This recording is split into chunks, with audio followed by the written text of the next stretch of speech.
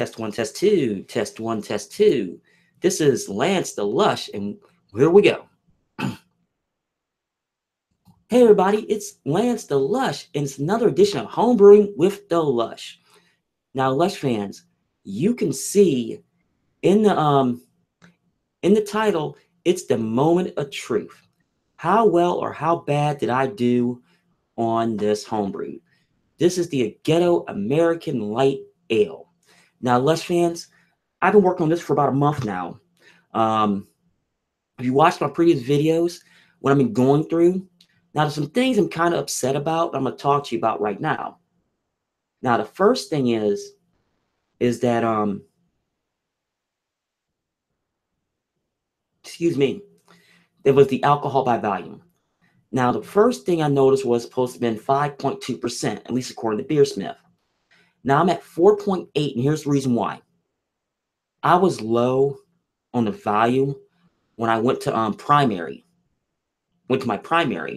So I actually added an extra gallon, and there's where the difference is. It watered it down a little bit, but it should be okay. Now, the other thing is I'm actually having an issue with the tap on this thing right here, my keganator. Because I did a test glass this morning just to see how it comes out. I didn't have any yet. Let me take that back. I did have a little bit, but not necessarily enough to review it. I had about this much. I want to make sure there was a lot of head involved. But what we're going to do is right now, we'll get into this. Now I'm going to show you the head problem I'm talking about. You see that, Lush fans? That is a lot of head. A lot of head. And I can't stand that. It's actually really, really, really annoying. It really is. And it's something to ones to where I want to make sure I got some sound here that I wish it was a little bit better than what it is. But sometimes you just can't avoid it. Now we'll bring it over while that thing drips. The first thing I do notice, I mean, there's sediment because I didn't really filter it that well, but it definitely is carbonated. Now what I did was, and that's how I know about the alcohol content, is one of those ones to where I did a hydrometer test. So what I did was, and that's how I got to the alcohol by volume. And that's one of those ones to where it's something I really could not get around. Actually, I should need to tell somebody that I'm around right now. Silly me. I guess that I should let everybody know that I'm actually doing a live video this early in the afternoon. Well, sometimes that happens, you know. But hey, what can you do? And that one person watching, I thank you for watching. As this thing settles a little bit, I get over to the light. I really can't tell here. There's more sediment than anything else. But what I'm going to do is, I think I have a workaround right now. I honestly think I have a workaround. So what I'm going to do is, like, I found one of my growlers. And no, this is not, no, this is. What I'm going to do is, I'm going to put some in here. And I intentionally did this for a reason.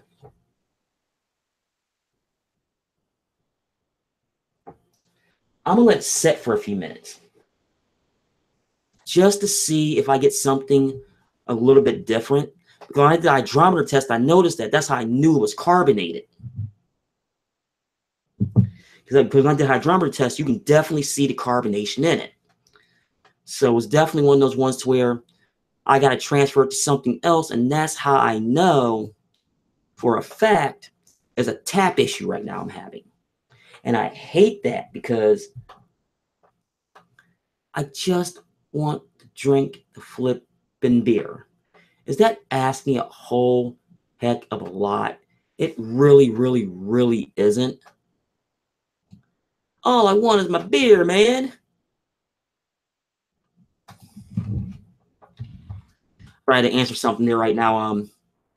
Eric or Max's beer reviews asking my home, like, yes, I am right now. And it's one of those ones to where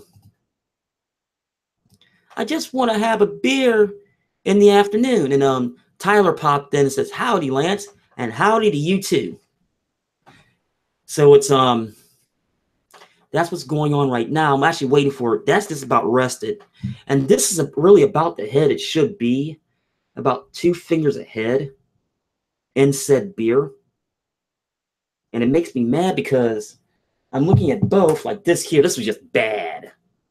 I know you really can't tell, but this is just bad the way this came out as far as the, I don't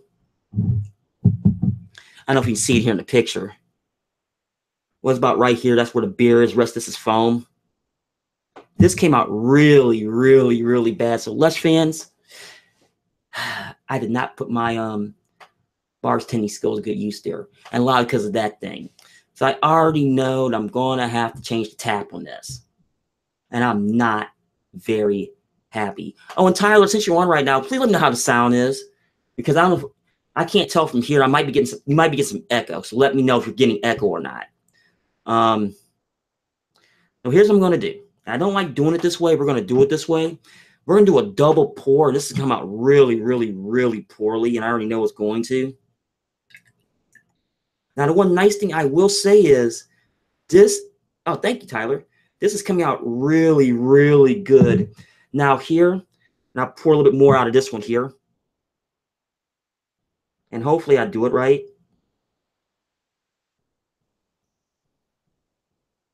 And like I said earlier, I didn't filter this.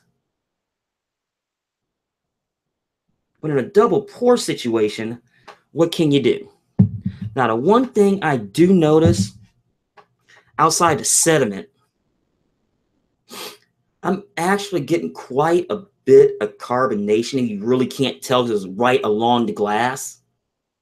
There's definitely carbonation there, and I really should have got a good filter and filtered this because, let's be honest, Lush fans, you know, unfiltered beer can be good in certain situations, but it's one of those ones to where, hey, it is what it is, you know. It straight is what it is. Now, one thing I will do is I'll take a look. This is about the color I knew it was going to be. Now, as far as an American light, this is at the far, far end. It really is. And the way I built this beer is to where it's almost a farmhouse, maybe. Almost. But it's a little bit darker than that. Wise, no, it's too dark. So it's about where it's supposed to be at. Like I said, it's going to be where I did it. Now, keep in mind, there is, I did add that. What did I add in this? I know the one, but not the other. Hold on. I'm sorry, Lush fans. I should have had out in front of me. I did add Pearl, El Dorado, and Cascade. Why? I want it a little bit smooth, a little bit hoppy at the same time. Hence me having the Cascade in it. Get back to the right screens here. And that's why I did it the way I did it. But that's okay. Now go for the smell. You can definitely smell the El Dorado, that mellow smell, and that Cascade. You know it's definitely got hops in it. And I did bring up the alcohol by volume because normally the way I built this, the alcohol by volume is usually right around 3.9 to 4.2% or so. So it's definitely, at that low number, it's definitely Prohibition beer. That's basically what it is. But that's okay. I let this thing rest. Now, you get a lot of sediment in this, a lot of yeast sediment. So the next time I make this, I got to make sure to double filter this. But we're going to go for a taste, so cheers.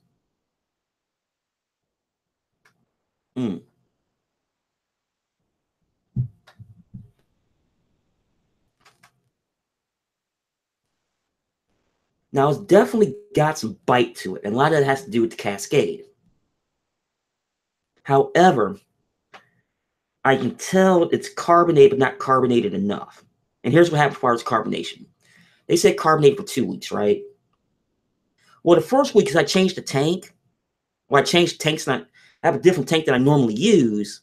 And what happened was, when I turned it on, I didn't realize it was 8 pounds for the first week.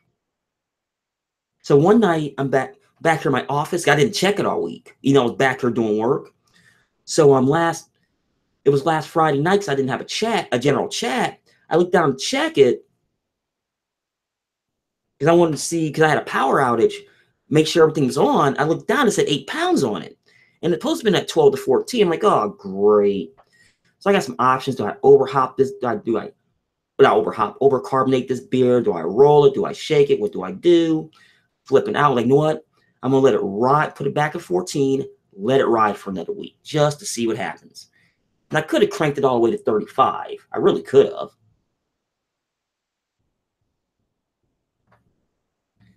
But I elected not to.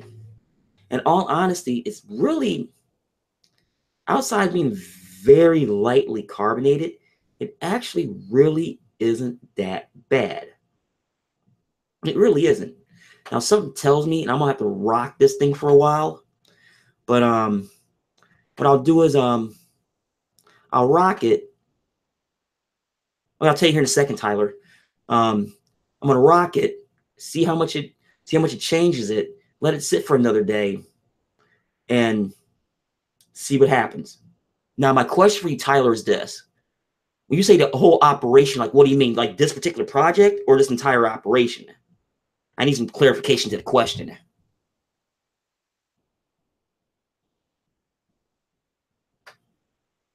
And that's one of those ones to where, now you're talking about, if you're talking about this particular beer, I ended up being in the hole. I'll tell you here in a second. See, and it cost me, not counting the yeast, because the yeast I used liquid yeast versus powdered yeast, ended up costing about $40. So fast math, $40, and you figure I'm gonna get if I get back to the right screen so I can see, $40 minus 38 glasses. The way I do it is I always subtract 2 glasses at the top for head reasons.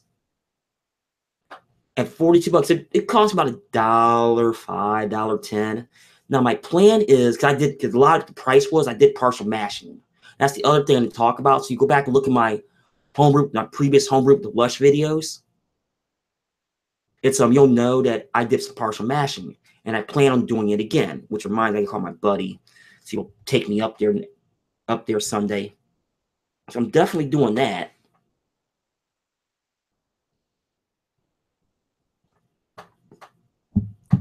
But this is actually not that bad. Oh, I mean, how many times have you brewed? I mean, this particular beer. Honestly, this is the first time I ever did it. This particular beer on a light ale. I've done a cream ale, but not a light ale. But being partial mashing, my price analysis is going to be set up just slightly different, not that much. But I wanted to go into partial mashing because where I live at, full grain is not, oh, no problem there, Tyler. Full grain is not going to happen. Now, in the video, you'll see exactly, and I wish I can find my bill. I wish I knew where it went. It's probably one, I probably filed it somewhere. Wait, is this it? All right, here we go. So you know, Tyler, it cost me, and this is just talking about the beer itself, what it cost me. It cost me, let's see, I got 1 ounce of Cascade, right? And that's locally grown here in Canton, Ohio. That was $2.99. The El Dorado was also 1 ounce, $2.79. Pearl, German Pearl was $2.59 for 1 ounce. The golden liquid extract for a 3.3 pound plastic can was $11.89. The maltodextrin, now this one a little bit frothier head. It was $1.59, but you really can't count that. Pale ale malt. And there was 5 pounds of that. That was a two-row. Two-row malt as $1.65 a pound. So that worked out to be $8.29. The liquid yeast was Pills in 2007 was $7.79. So fast math tell you, like I said, right around what I said. So I just wanted to give you a price breakout in case you want to do it yourself. This was at Great Grainer, by the way.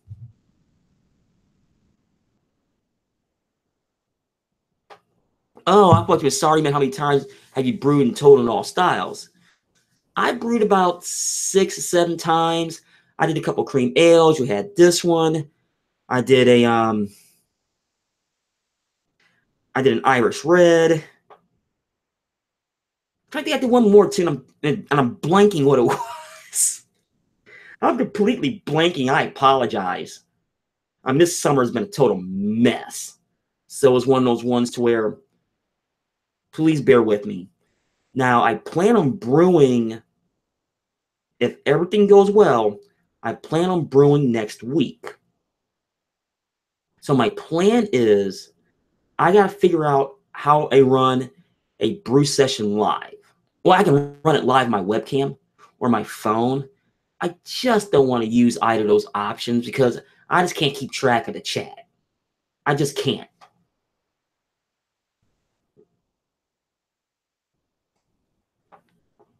Now, probably the next question is, how many, and I'm going to grab a cigar here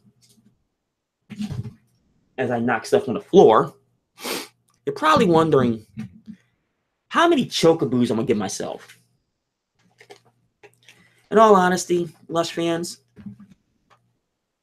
I'm still a quote-unquote noob in all this. I'm going to give myself 2.5 stars. Why? Couple of reasons. One, I should have double filtered this. I really should have. This would have came out a whole lot better if I did.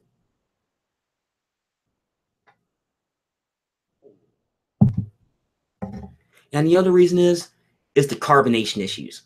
I know it's carbonated. I can see the carbonation in it.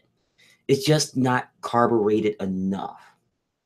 So what I'll probably have to do is I'll probably have to crank up the carbonation to 35, let it roll for 3-4 hours. So it might, trust me, might be ready if I do a general chat tonight. But we'll see. But all in all, I'm happy. It came out about exactly what I wanted to outside of all the yeast sediment. And something tells me I probably could have secondaried it too. I didn't do a secondary fermentation.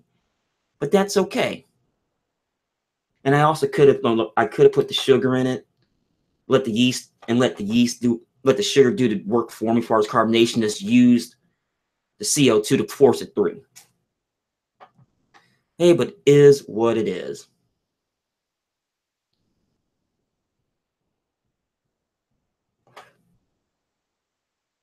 And I'm trying to think of anything else about this particular beer I made I can talk about, and I really, really can't.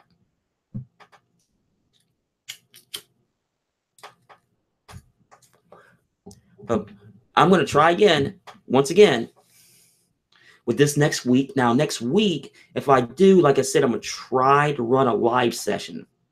Because a couple of people out there to do it. I just got to figure out how to do it without, number one, using my phone. Number two, rigging up my camera one.